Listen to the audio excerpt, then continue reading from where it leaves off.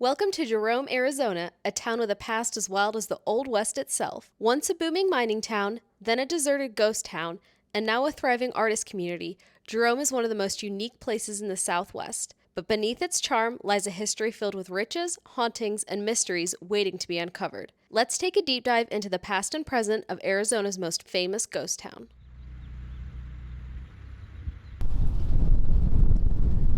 Welcome to Jerome, Arizona. The wind picked up and we didn't realize how bad the audio sounded for this part of the video, so I'm going to voice over what I said so you guys can understand me. Founded in 1876, Jerome started as a small copper mining camp but quickly exploded into one of the richest mining towns in Arizona. By the early 1900s, the United Verde mine was producing millions of pounds of copper, attracting miners, businessmen, and outlaws from all over the world to get their share of the wealth. At its peak, Jerome was a bustling mining town with over 15,000 residents, complete with saloons, brothels, gambling halls, and a little bit of lawlessness. It was known as the wickedest town in the West. But as the Great Depression hit, copper prices plummeted, and so did the town's fortunes. By the 1950s, Jerome was nearly abandoned, leaving behind empty buildings and a ghost town frozen in time. The population dropped to 100 people or less. Today, Jerome is a living ghost town, part historical site, part thriving community. Artists, shop owners, and history lovers have revived this town.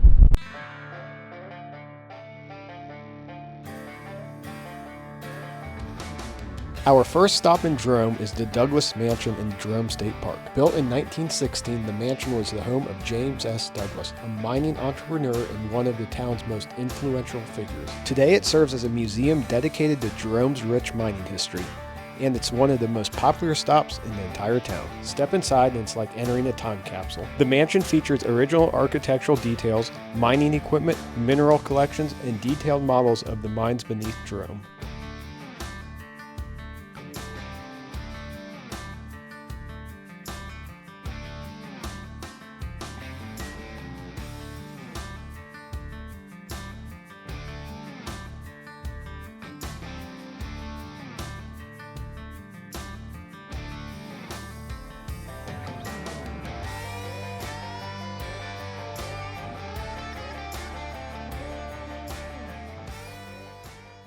Now it's time to grab some lunch. We grabbed lunch at the Haunted Hamburger. I had the ghostly burger, which had mushrooms, bacon, and cheddar, and Kevin got the haunted burger, which had bacon, cheddar Swiss, mushrooms, green chilies, onions, and guac. They were both absolutely delicious. Okay, I was curious to see if the Haunted Hamburger was more of a tourist trap or if it was actually good. I give it 2 thumbs up. That burger was awesome. The fries were good and service was super quick. A storm blew in really quickly, so we ran back to the car to grab some layers. And it is currently raining / snowing, so we are going to try and find a winery to hang out in for a while. So Jerome is known for a bunch of wineries that you can do tasting at, so we're gonna go check one out.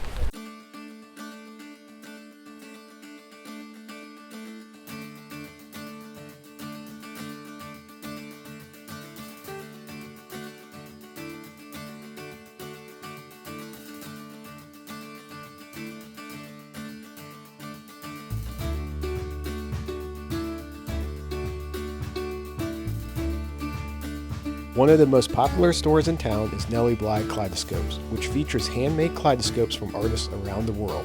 There are hundreds of kaleidoscopes to enjoy in the store, including cheap ones made for kids to ones on sale for thousands of dollars.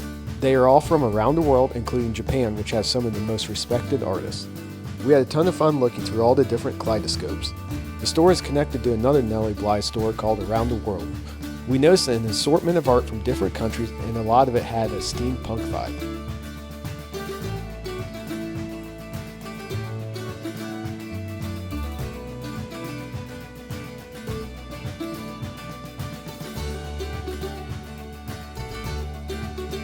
Behind me is what's called the sliding jail. The jail was in the town yard and was believed to be this town's 3rd jail. It was originally attached to a wooden structure, but in the mid-30s during the slides, apparently it crept away from the structure about 225 feet, and this is what's believed to be the final resting place of the jail.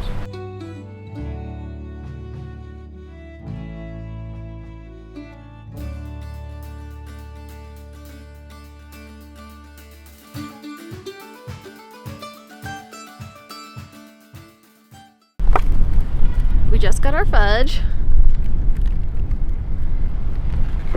And now we are headed to our hotel, which is the most haunted hotel in Arizona, the Jerome Grand.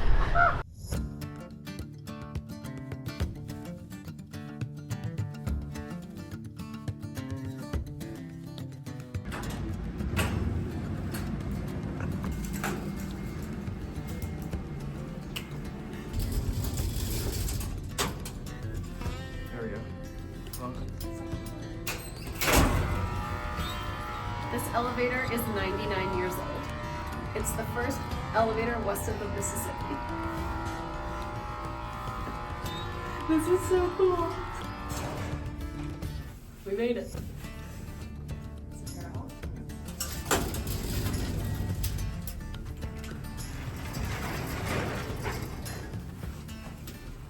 The Jerome Grand Hotel was once the town's hospital. It is said to be one of the most haunted places in Arizona. The United Verde Hospital was originally constructed in 1926. When it opened in January 1927, it was considered a state-of-the-art medical facility. In 1930, it was listed as the most modern and well-equipped hospital in all of Arizona, and some even say all of the western states. The hospital was closed in 1950 as the mining operations were shutting down and medical services were available in the neighboring community of Cottonwood. The building stood unused for the next 44 years until it was bought in 1994 and renamed the Jerome Grand Hotel, opening for business in 1996. The hospital was a general surgical hospital, and the emergency room is now the lobby of the hotel. The Otis elevator we rode up in was installed in the United Verde Hospital in 1926. The elevator is narrow and deep, which was designed for hospital equipment such as gurneys and wheelchairs. Since the Jerome Grand Hotel has opened, many alleged hauntings have occurred. Guests and staff report unexplained noises, shadowy figures, and even the elevator going up and down on its own. People even say a spirit cat is a frequent visitor of this hotel. Guests say you can feel a cat rubbing up against your leg, or it looks like a cat is sitting on your bed. And a previous guest that stayed in the room next to ours even reported seeing a cat sitting on the dresser in their room. Most of the reported hauntings have occurred on the 3rd and 4th floors of the hotel. We're staying on the 2nd floor, so we'll see if we experience anything weird tonight while we stay here. We headed down to the Clinkscale for dinner. We had a delicious bruschetta appetizer.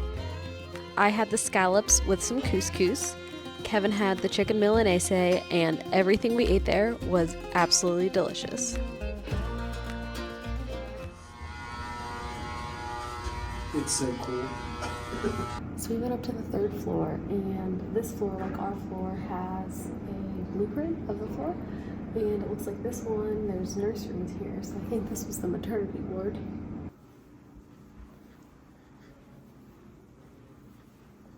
So we're back down on the 2nd floor, which is our floor, and we're looking at the blueprint. Here's the elevator, and it looks like we are staying in what used to be a consultation room. And one thing we noticed was the doors are all really wide, like way wider than a normal door. And that's obviously because this used to be a hospital and they used to have to fit gurneys and wheelchairs and stuff in other rooms. Also, it looks like there used to be a transom or glass or something at the top of these. So we went down to the front desk to ask some questions, and they gave us a list of FAQs. And now we're back up on the 4th floor. So apparently this floor used to be an open air sun deck covering the whole length of the building. And then there was a baby boom in 1929, so they actually just enclosed it and put 5 extra rooms up here as maternity and pediatric wards. So there's a random door at the end of the 4th floor that has a gash in the door that nobody knows what it's for. And this area of the building is a lot colder than the area near the stairwell, so it could be haunted.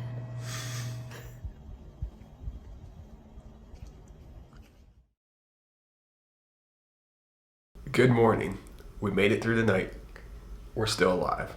Actually, nothing happened. There were no hauntings. Nothing happens. No hauntings happened. I will say I didn't sleep the best because I think I was a little anxious about it. Like, what if something happens? I don't know. I didn't sleep the best because it got hot in here, but we'll say I was anxious too. I don't think you know what anxious is. We had an awesome time in Jerome. We're going to pack our things up and head on to our next adventure. See you guys on the next one.